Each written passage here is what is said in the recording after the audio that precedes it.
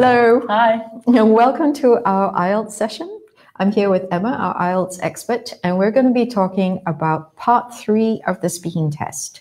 Now, you may have seen our previous live sessions where we talked about part 1 and part 2. So Emma, can you give us an overview of what part 3 is?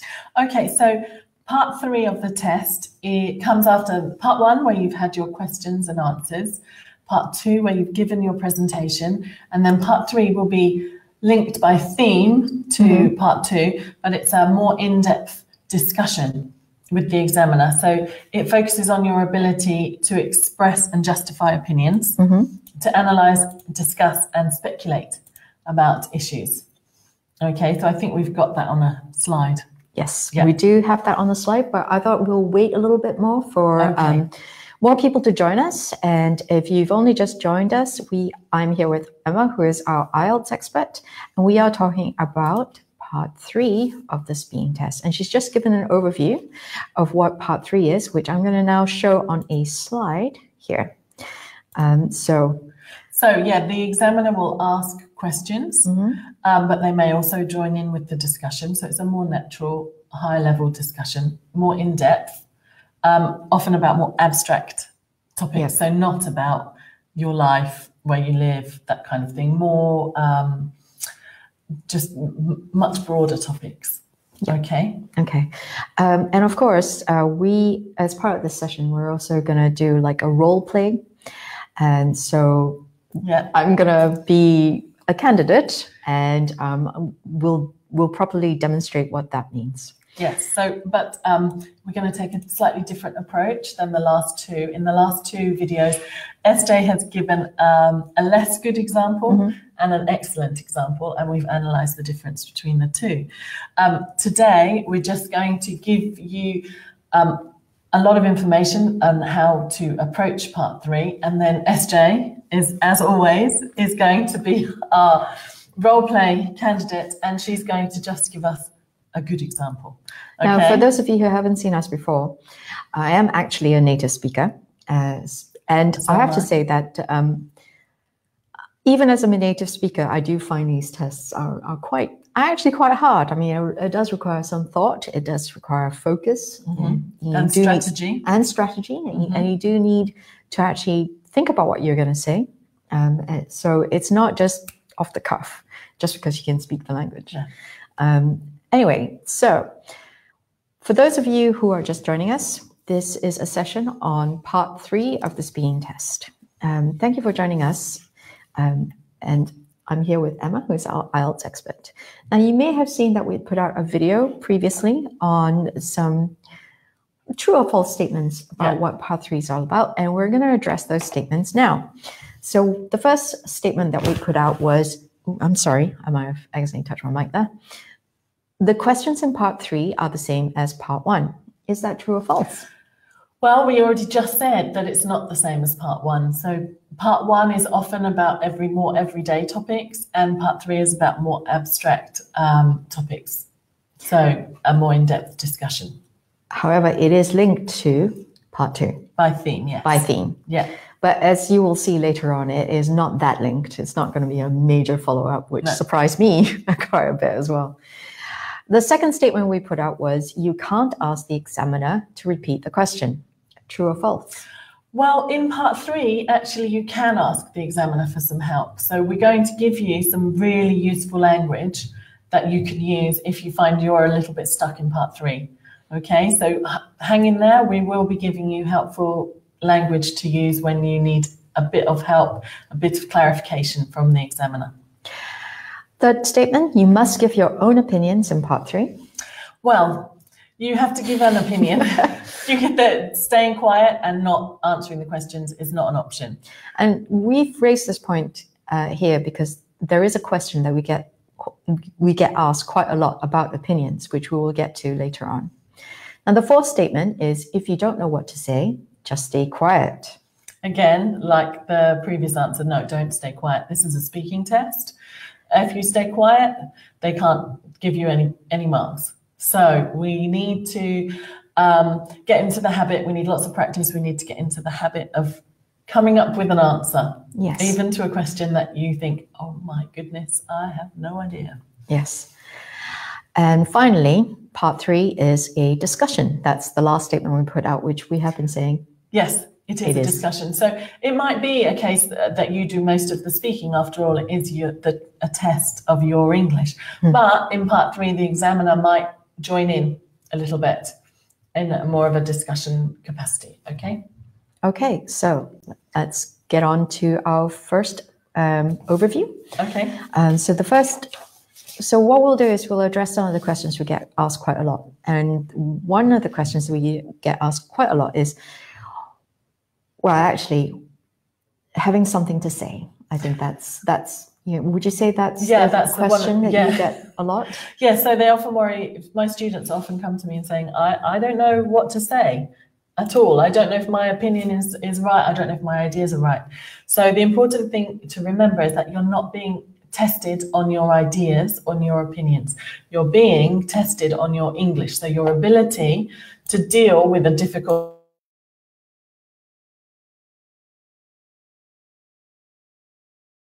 well-developed answer, to use the kind of language and grammar that's expected from you at that level, at that high. If you're going for a high band score, then you need to be able to show that you can use cohesive devices and linkers and strategies appropriately in the same way that a high-level speaker of English can. You need to be able to develop your argument. So there is a lot of crossover with the writing test, with part 2, when you're writing your essays and you're having to develop an argument. You have to make a decision about what you're going to write, and you have to stay on topic. You have to develop an argument. You have to show the reader where you're going with your argument. Well, this is it's like a mini spoken version of that. So all that language you've been learning to prepare for your writing test is going to be really helpful for you in your speaking test as well. I just wanted to reiterate to those of you who are just joining us that there will be a question and answer session after we've done our presentation. Yes. So hold on to your questions and have a think about what you want to ask us. And also, we'll be answering questions about the speaking test, and particularly the part 3 of the speaking test. So we won't be able to answer any questions about the writing test or the listening test today, but watch out for future sessions where we'll be addressing those. Okay, so as to what Emma was talking about, which is how to develop your answers, we've got all her tips here. Okay, so this is an approach that I often give to my students just to help them. It's very simple, but it helps them to produce a fully rounded, well-developed answer. So 3 main parts to include in any answer is to give your opinion, to give reasons for your opinion, and to give an example or 2. So without all 3 parts, you might be left feeling like the examiner might be left wanting more, or it might not feel like a well-rounded answer. But we're going to give you some hints and tips about each of those steps and some extras as well. Okay. So another question we get asked a lot is, what if I need to think about my answer? So basically, I need time to think about what I want to say. Yeah, of course, like anyone, and native speakers, non-native speakers, if you're asked a difficult question, sometimes you just need a moment to let your brain catch up and have a think. So rather than sitting in silence, panicking, or looking at the floor, there are some phrases that you can use, that I would use, that SJ would use in everyday conversations. And remember, in the speaking test, this is an opportunity for you to show your English language. So this is also an opportunity to show that you can use language naturally, and that you can use functional language. So you could say something like, oh, that's a very interesting idea, or that's a difficult question, something I haven't really thought about before, but I believe that. And so you've bought yourself that all-important few seconds so that your brain is very busy in the background getting an idea together. Okay, so we've got a few phrases for you. Here we are. That could help. Oops, wrong one. Okay. So that's an interesting or difficult question. I don't know much about the issue, but or the topic, or the subject. Lots of different. Think of synonyms to use about the same thing. I've never really thought about it before, but yeah, you don't have the option to ask for a different question. So you're going to have to say, you might want to say, I've never really thought about it before. I know that a lot of people think that you could always give the general opinion of people in general if you don't want to commit to your own opinion. But you will need to justify it, give examples, all of those things, just like in an essay you have to do. Right, so. Oh, another point to make, sorry, is don't use all of those phrases all of the time for every question, or it will very quickly sound unnatural. So another question we get a lot is, what if I don't have anything to say about the topic? Okay, so we were just talking about that just a little bit. So you could choose to give the opinion of people. You could say people where I come from, or in my hometown, or in my community. A lot of people think, if you don't want to give your own opinion, although I think personally giving your own opinion can be stronger sometimes, but that's not an IELTS opinion. That's my personal opinion. You might want to give a controversial opinion. So you might want to say your opinion might be unpopular, or you might think, oh goodness, the examiner is not going to have the same opinion as me. What's the right answer? There is no right answer. In an opinion, you have to, you can hold any opinion you want, but you have to be able to justify it. And we do have a way in English of giving an opinion that we expect the listener to find controversial. So we'll say, to be honest or to be frank, when we're about to give an opinion that we think is not the general opinion of the room. It's not going to be a popular opinion. It's not going to be a popular opinion. We know that we're about to say something that may not be taken well. Yeah. Right. So here are the phrases that we talked about on giving an opinion. So I think, I feel, I believe. Personally speaking, in my view, it seems to me that, and then when we're about to say something that we think it might be controversial, we can say to be frank, to be perfectly honest. Quite often we say to be brutally honest as well. Yeah. So those are things that I think you mentioned that these are signposts. Yes. Signposts. And so they help the examiner know what's coming. Yeah. Or help another speaker know what's coming. And it's important if you want a high band score to use this kind of language as well, to signpost where you're going, because it does show that you have a higher level of English. Another hint or tip that's really useful is listen very carefully to the question and use the grammar from the question, as you would in any situation. Use the grammar from the question to inform how you're going to answer. So if it's a compare and contrast question, are you comparing one? Have you been asked to compare the past with the present, for example? Or are they asking you about a hypothetical situation? So would you need to use conditional phrases? Are they asking you to predict, in which case you're going to have to use the language of the future? So there are different question types, and if you listen carefully to the question that the examiner's asking you, that will often give you really huge clues as to the kind of grammar you ought to be including in your answer. Okay, so you've got the topic, you've got the grammar, you've got the vocabulary, you've got your signposting, your cohesive devices. All of these things are coming together to give you a really good answer.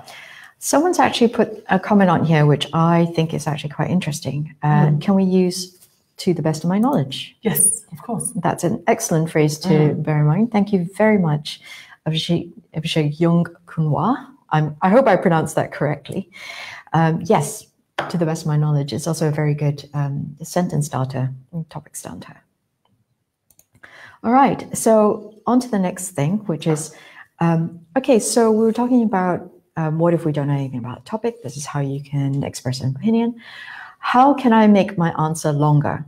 So yeah, how do I expand on that? So we already said you've got to explain why you hold the opinion that you hold.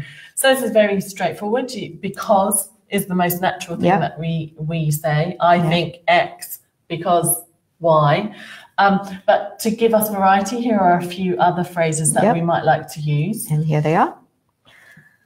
So the reason I think this is, and one reason for this is, I think this has happened because those are good phrases to use. Yeah, just standard phrases, but if you can get them in, it buys you a bit of time. It signposts the examiner, it shows good functional language, and it expands your answer and makes it more natural. Absolutely. Okay. So let's move on to our next question. Oh, sorry, I keep touching the mic. No, not you. So you might have noticed that we now have microphones on because we were thinking we would need to make things clearer. So it'd be good to get any feedback if it's not clearer. Right. So do I have to talk about myself? That's another question we get a lot. Well, no, not necessarily, but you do have to. It does help if you give examples. So a lot of my students worry that they don't want to patronize the examiner or to explain things that they think, well, the examiner is a clever person who's well educated and they must know all of this already. So I can't tell them this stuff. It's too simple or it's too obvious. Forget all of that. You're there to show your English. And the way you can best show your English is by explaining fully. So don't worry about telling the examiner something they already know. They don't mind about that. They're listening to your ability to use English well and to explain your reasons for something. So giving examples from your own life, from the news, is brilliant. And if you don't have a specific example, you can make one up. You can say, scientific research has recently discovered that it is better for people to keep pets than to go and visit animals in the zoo. It doesn't have to be a true fact, but so long as you present it using the correct language, then you'll get all the marks for using the right language. And the examiner's not worried about the truth. Or accuracy. Or accuracy. Yeah. So if you can remember, you have an idea, but you can't remember exactly where you read about it or what that report was or which newspaper you were thinking of or where you were, you can elaborate. Okay. Yeah. Okay, so here's what we were talking about, which is how to give examples and using phrases on how to introduce an example. For instance, take X, for example. A good example of this is, these are quite useful phrases for signposting what you want to say. All right. Now, don't worry if you've only just joined us and that you've missed a lot of the slides. We're going to be putting them up later on after the session in an album, so you can review them again later on. Right. So you've expanded on your answer. So what else can you add? You could add an alternative point of view at this point. You could say, using those, using your cohesive devices to show contrast, you could say, however, on the other hand, alternatively. So you could give other people's opinions. You could say, I believe blah, blah, blah, blah, blah. On the other hand, a lot of people think da, da, da, da, da, and give an alternate opinion. This is a way of showing that of expanding your answer, of filling it out, of showing variety, of showing an understanding of a situation. Okay? Okay, so here's what we talked about, which is introducing a different point of view or how to introduce different points of view. So again, these are very useful phrases for when you're about to introduce a different point of view. So on the other hand, then again, however, alternatively. And it shows the person you're speaking to in the exam or just, wherever, that you do know that you're giving a different point of view and you haven't just got confused and you haven't just gone off on a random tangent, but that you are linking it all back together. It's the important thing is that you keep it all linked back together, keep it all on task. Okay. Right. Okay, so where are we at now? Where are we at? To the page. Okay. Oh, this is an excellent one. So we're here, we get asked this question all the time. So because we get asked this question all the time, I'm just going to put it on the screen right now. So can I ask the examiner to explain something I don't understand? Yes. Yes, you can. In part 3, you can. Yes. And you can use it to your advantage. If you don't understand something, don't panic. Just use some helpful phrases to get you out of a sticky situation. So at this point, you have some different options. So perhaps if we can show the next slide, so we can talk. I will talk through the phrases that we've got. So, I'm sorry, could you repeat that, please? This is a very, very natural and common way to ask someone to say something again. So rather than what I don't understand, say again, that would not be very polite. But perfectly polite and perfectly reasonable is to say, I'm sorry, could you repeat that, please? Or just, could you repeat that, please? Remember, in English, we are extremely polite. Lots of pleases and thank yous and I'm sorries. Absolutely. You can't say please too many times. Okay. So that first one there is if you have missed the question and you just want it to be repeated again, you can ask the examiner to repeat the question. The next one, sorry, I'm not sure what means.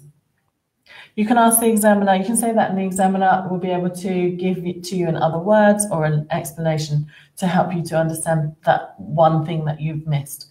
Could you say that in other words? So asking someone to repeat the question, but in a different way, so that you might be able to understand it better. And then the last two are for checking. So when you think you've understood, you're pretty sure you have, but you're just not 100%, and you want a little bit, you want reassurance that you've understood what's being asked of you.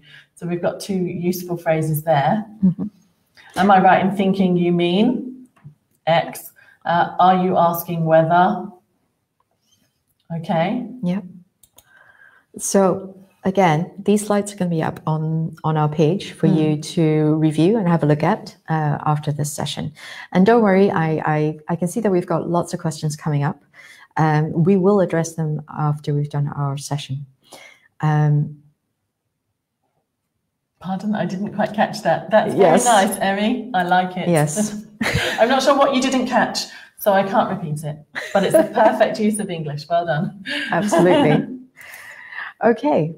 So now we go on to the fun bit, I guess. Okay. Are we on to the fun bit where we start? I think we are. This so is the fun we're bit. going to, we're going to put SJ to the test now. Okay. So this is the situation. Imagine we've had a part 2 where the topic was a present you've received. Talk about when you received it, who you received it from, why it was important to you. Okay, and our follow-up is going to be, part 3 is going to be linked by theme.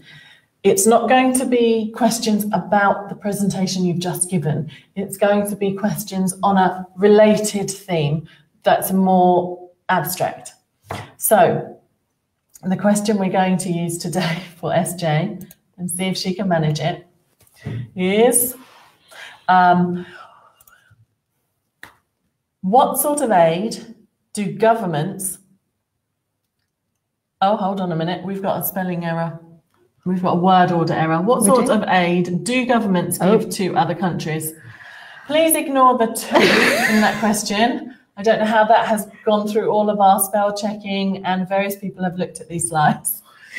But that's the question we're going to use. So what sort of aid do governments give to other countries? Okay. Hold on one moment. We're going to let SJ answer that question for us. Okay. And then what Emma is going to do is she's going to highlight on the screen some of the keywords that we've talked about. Yeah. I'm going to try and use that structure that she's given us. Okay. So the question is, what sort of aid do governments give to other countries? Well, that is a very interesting question. It's something that I haven't really thought about quite a lot. But I imagine that the kind of aid that a lot of governments give to other countries would be financial aid. I think that they also give humanitarian aid. They also give expertise. For example, if one country had problems with earthquakes, another government could offer their earthquake specialists to help with that and give advice. There have been situations lately where there have been lots of natural disasters, and various governments have pitched in, sending in experts as well as humanitarian aid. So just help with helping people get out of the disaster that they're in. I think that governments give aid because it's not only helpful to the government themselves, but I also think that it helps with developing relationships between various governments. And if governments help each other, I think that works towards a much more peaceful, more cooperative global stage, as it were. Okay, thank you. We could add something on the other hand, but in this instance, I don't know what we might say of the alternative opinion. So yes. On the other hand, I suppose you could say, on the other hand, not all governments are in a position to be able to financially help another country. Yes. Depends on the economic, gross economic figures for each country that you're talking about, for example. So often it will be a country will help with the expertise or the things that that country is strong in. So it's not always going to be viable for every country to help each other, I suppose. On the other hand, I guess one way of the way I've answered as well is because of the actual question that was being asked. It asked, what sort of aid do governments give to other countries? It wasn't really asking me for an opinion. Whereas there was a follow-up question to that, which was, what do you think motivates governments to give aid to other countries? Now, if we just hit that one. So if you hit there we go. There. So if we hide that. There we go. So carry on, sorry. So as you can see in the second question, what do you think motivates governments to give aid to other countries? That kind of question would open up things like, on the other hand, for example, I did give an example. Yes, you did. You did. You used all of the phrases. So that sort of question, what do you think? I think that's something to listen out for, to watch out for, and that will kind of help you consider, well, I can actually give a different opinion to the one that is popular. Okay. So what do we think? What do you think my answer to the question was? I think we need to close the screen. Okay. So I can see a lot of people, a lot of people are giving some ideas. So shall we show this one, for example? Yes. So a lot of you are giving us ideas. There's another one here from Rebecca. I agree with you. This question is very difficult. I agree. It is. We did choose an especially difficult question. One. Yes, we did. We didn't want to give everyone a false sense of comfort because very difficult questions can come up. Okay, more easier questions than this do come up as well, but we have no idea of knowing what will come up in your exam. The questions that we've just talked about are actually from this book, which is, the second part of this book, which is the official IELTS practice materials, which you can get from the IELTS website, which our moderator, Liz, will probably put the link up to shortly. Yes, I can see that, yes, there are lots of comments there about how to make some ideas? Yeah, some ideas of about why governments give aid to each other. Yeah, but again, it wasn't a why question; it was a what question. I guess that's one of the things that we could. Oh no, I don't think that. No. I think that is perfectly okay to develop an answer into a why because question. Especially in this part 3 of the discussion, it's there for you to develop. So you can say what sort of aid governments give. So financial aid, they might give support in a crisis of people, of expertise. And then you can go on to say why they give this. So what's the interest? So in part 3, whilst the examiner has got the questions, they won't necessarily have to ask all of them. So if you are talking and giving, having an interesting discussion, then it can just carry on. So it's quite a natural part of the interview process. I was actually half waiting for you to ask me a question, because I was pausing. But I think that was for me to sort of manage that time. So, knowing that I need to keep talking. So if you think that you can see the connection between your writing, the kind of language you're using in writing, and the kind of language that you might use in the speaking part 3, you could give us a thumbs up. That would be great, so that we can see that it's making sense to you. Excellent. All right, so that's the end of our presentation, I believe, unless we want to talk more about... Very nice comment there, sorry. Gosh. To establish strong bilateral relationships. That's an excellent comment, and I would hope that you would go on to explain what that means. Yes. And what the implications are for both sides of the relationship, and how that can benefit the state of the world as well, for peacekeeping. Global relations. Global relations. Yes. Excellent stuff. We're doing so well. Yes. Is it okay to mention a certain country in this question? That's quite an interesting one. Of course. Yes, of course, because when you're giving examples, you can give specific examples. So you can start broad and bring it back in and say, my country or X country gave assistance in this way, that way, the other way, and the reason for that, and what the outcomes of that were, and how that has helped, not helped, the implications of it over time. Excellent. Does correcting our grammar while we speak reduce the score? Oh, that question's been asked a few times, Daniela. Yes. No, it won't. No, it will improve your score rather than keeping bad grammar. Definitely, if you notice you've made a mistake, correct yourself. It's totally natural. And native speakers do it all the time as well. So you won't lose marks. You need to balance fluency with accuracy.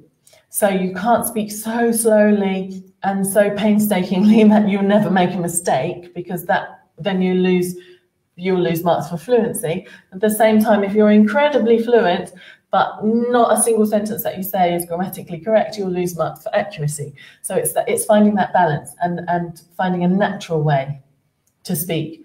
But you'll notice if you watch new interviews on Newsnight or something like that, I don't know, on news programs, that people in all languages will correct themselves and will stop and go back and say, what I meant to say is, or in other words, or, they will not finish every sentence perfectly. But that's just a natural way of speaking. I can see that we're getting loads of comments. A lot of you are commenting with what you would actually say, and they're really, really good things to say. I recommend that you will have a look through the comments later, and note down some of the ideas people are coming up with. Yeah, they're really good ideas. If that type of question were to come up in your writing test, or that topic were to come up in your speaking test, or just for your own vocabulary development, there are some fantastic resources coming up there. So we've just swiftly gone into the Q&A session. So we're going to take some questions now.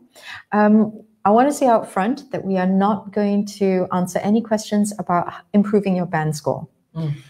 This is really important because improving band scores is quite a personal thing, and Emma can sort of explain that much better than I can. So it's going to be the reason why you get a certain band score is about the whole test that you do. So it could be any number of things that you need to work on, and without speaking to each of you individually, it'd be very difficult to analyze where you're falling short. So is it grammar? Is it accuracy? Is it fluency? Is it what we call L1 interference? So is it the accent? Whilst we always say accent's not important. You don't need to sound British or American. You do need to be understood. So if pronunciation can be a problem, if it means the examiner can't actually understand what you're saying, it could be a lack of vocabulary range. It could be a lack of grammatical range. So there's so many things that it could be. It's impossible for us to say. Okay. So Emma did address something which has come up time and time again, which is, does accent matter? And no, it doesn't matter. You just need to be understood. So on to the questions. Okay, I think that one's a good one. So can we change the question if we don't have anything to say? No. You're going to have to try and answer the question. So use some of the strategies. So I haven't thought about this before. It's a very difficult question, but I imagine that for some people, it might be, and then give, X. And you're going to have to come up with something, because part of what you're being tested on is your ability to deal with a difficult situation in English. So part of it is how to get around that situation, okay? How about, there's one there that's from Nawaz Irfan, what if I stammer? Yes, I saw that. What if I stammer? Okay. I mean, if you stammer, you stammer. That's not going to make a difference to your score. You can't help stammering. You just have to try your best. And if it seems like if you have any additional needs that you need to raise those with the exam centre, because there are things that can be done to help people. So there are different strategies that can be taken. There's a whole section on the website of how you can be helped if you have additional needs. If you have learning needs or physical needs, you might need to have the exam paper in Braille, or you might need to have a special setup for the listening exam, the speaking exam. Okay, so speak to your local test centre if you think that you need some additional support in taking the exam. But IELTS does pride itself on being able to accommodate everyone. Okay. Here's a very interesting question. It's quite a long one. It's about the actual questions. So do you mind if I just go and pull that up? No, it's okay. So Andrea Teresa. Basically, in my experience, if you have a lot to say, you might get 1 or 2 questions. And if you have a bit less to say, because you maybe the first or one of the questions you just really don't have much to say on, then the examiner will ask a few more questions. I think the 3 or 4 questions are there so that the examiner has the opportunity to ask more questions and keep you talking, the candidate talking. But if you're going strong, they're not going to, there's not a time limit. Okay. So the question that we answered earlier on, so under that question, if I just pull up the slide again, so under that, there were 2 questions under that. So what sort of aid? And then that was, so if I hadn't carried on talking, I might have been asked. Actually, no, actually, okay. On that speaking test, those were questions 5 and 6. Ah, okay. There were 4 questions before that. We just chose the hardest ones. Right, okay. But there were some other questions before that. About we can show that. We can show a couple of the other ones, and you'll go, oh, those are easier. But I was being mean to SJ and gave her the hardest questions. What can I say? It's good practice. This would have been easier for me because it's quite personal, I guess.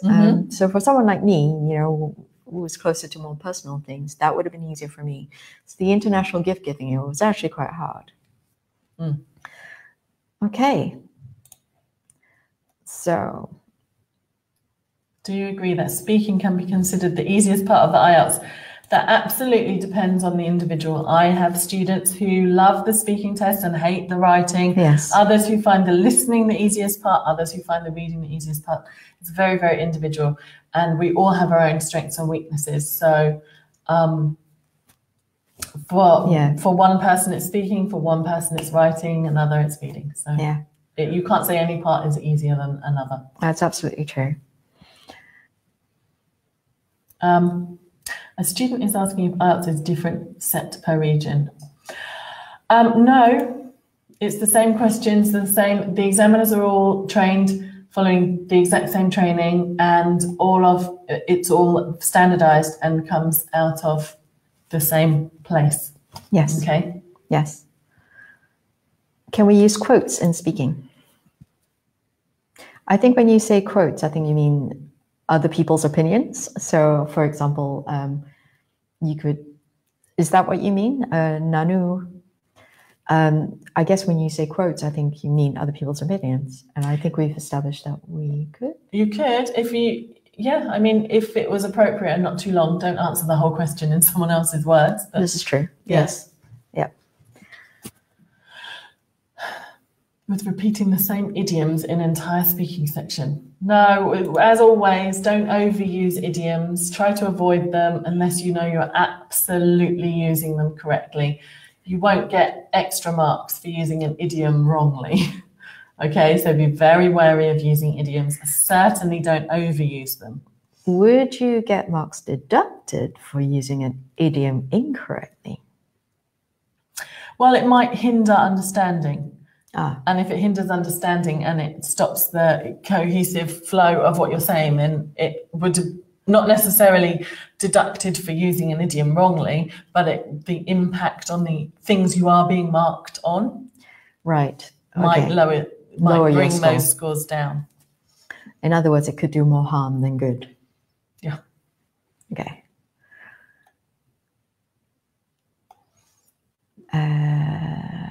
Okay. What have we got? How many marks is necessary to pass IELTS? We can't answer that. Film or an actor from my country, can I speak instead about Western film or actors? I'm a big fan of Hollywood. That's very interesting. Yeah, why not? Just start by saying, whilst there are lots of fine actors in my country, I'm not a big fan of the of films from around here. I much prefer Hollywood films. So I instead am going to speak about an actor from wherever. America, the UK, Canada, whatever. Yeah. Again, you're not going to lose marks on that because they're going to be marking you on your English. It's not like you say, I don't like films, so I'm going to talk about swimming pools. That would be inappropriate, but to just choose an actor from a different country is fine.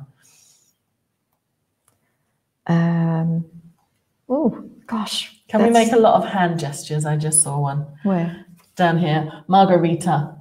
Nice name. Can we make a lot? You've probably noticed that I've been doing this all the time that I'm speaking. It doesn't matter, one way or the other. Actually, that brings me to a question that's come up in previous sessions, and I've seen a few things here about body language. And how is, I know the IELTS test is about language, but we do sometimes talk about, using hand gestures and body language. The question was, does body language count towards your marks? It doesn't. There isn't a specific section that the examiner is marking you on for body language, but like with anything like a job interview or anything like that, if you can have positive eye contact and good body language and come across confidently, then you'll probably perform better. And that in itself may bring your marks up because you might present a better exam. But there isn't a section of what the examiner is marking for body language. But it's just one of those things about meeting people. Using good, positive body language is always going to be helpful. I can see there are questions about bands. We can't. No, I'm afraid we can't actually answer questions on band scores.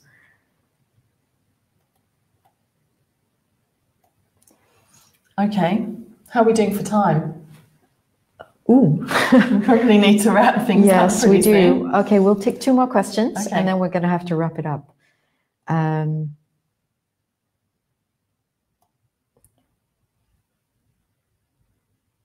Okay, there's still lots of comments coming in about the gift giving thing. Yeah.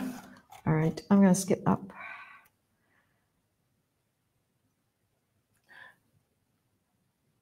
Okay, let's have a look at Jagrat Dave there.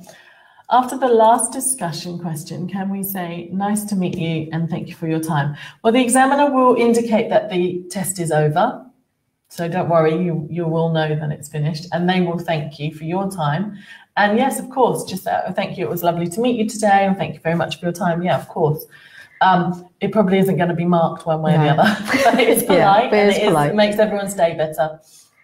What will happen if I didn't use any idioms? Nothing. Nothing. I don't think I've used any idioms today. We haven't used any idioms today. No. Well, it's hard to say. It's hard to say for us, I guess. But nothing. If you don't use, there's not a magic tick box. They used idioms, therefore they must get a high band score. That doesn't exist. Okay. So don't worry about using idioms. Is it necessary to make the answer longer? No. I mean, you need to give a full answer.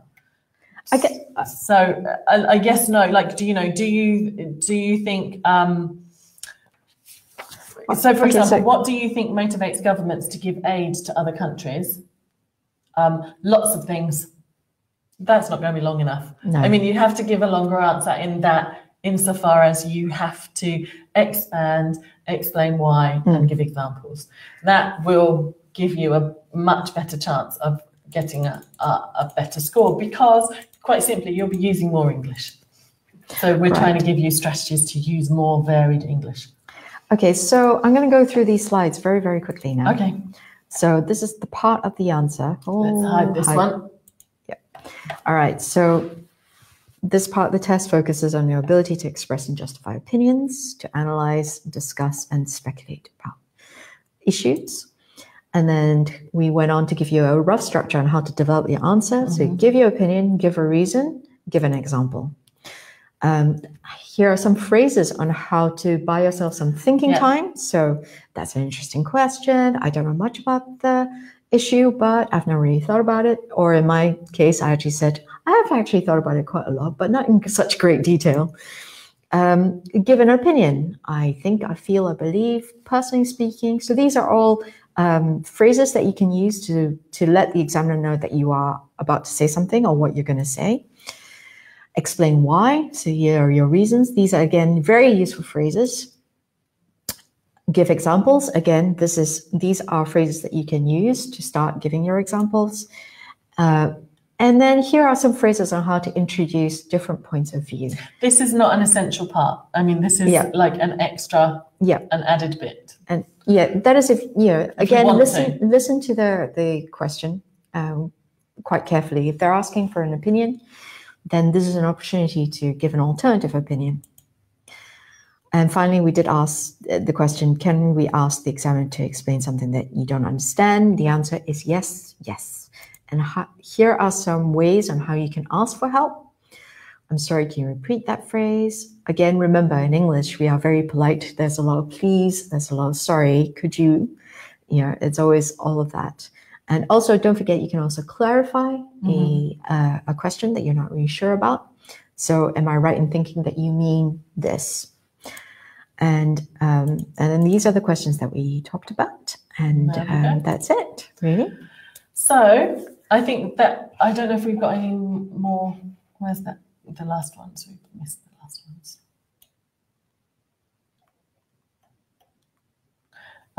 Let's have a little very last question. Just to set your mind at ease. What if I missed answering one of the requirements given in the question? Don't worry, because there'll be more questions, okay? So just, it's a starting point for a discussion, okay? So it's not, whilst there is crossover with writing part 2, it's not as strict in that sense. Okay, so just all we've done today, this is not absolutely the perfect answer you have to give. It's just one approach. Okay, it's just to help you to give a more extended, more rounded, more developed answer. Yeah. So if you don't use this strategy, it's fine. That's fine. Yeah. This is just one way that I help my students to get used to giving longer, more detailed answers. That's all it is. Okay. Well, good luck to everybody who's taking the test. this week or very soon or whenever.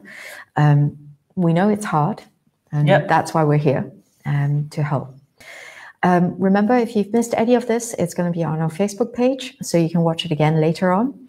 We'll also be posting the slides later on in Album, so you can have a look at them again. Now, remember, you know, this is one way of dealing with it, as Emma said. So keep calm, be focused, you do fine. Yeah. Be positive. Good luck. And smile. Smile at the examiner. Okay, if you've got your test this coming weekend, good luck this coming week. If not, we'll see you again soon. Definitely. So watch the space for more sessions with us. All right, have a good rest of the day or evening. Bye. Bye.